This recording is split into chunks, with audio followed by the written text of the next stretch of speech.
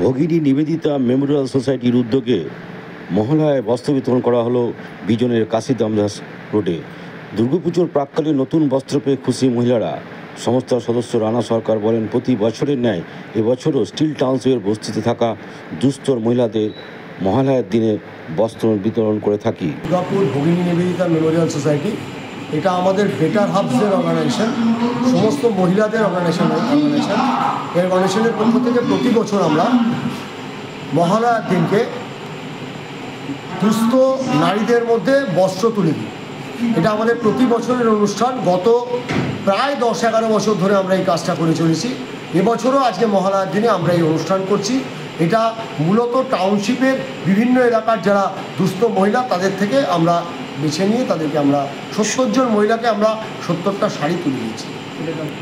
এটা পুরুষদের জন্য নয় না, এই অনুষ্ঠানটা দুর্গার আগমনে জ্যান্ত দুর্গাদের হাতে আমরা সাহায্যের হাত প্রসারিত করার প্রচেষ্টা। আপনার নাম? আমার নাম রানা সরকার, আমি দুর্গাপুর ভগিনী নিবেদিতা মেমোরিয়াল সোসাইটির একজন উপদেষ্টা। ধন্যবাদ সভাপতিকে। এদিকে ঘুরো, এদিকে ঘুরো, এদিকে ঘুরো। শীতলা বাবা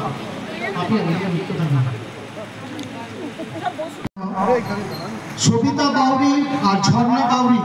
সবিতা বাউরি, পার্বতী হীরা, শীতলা বাদ্য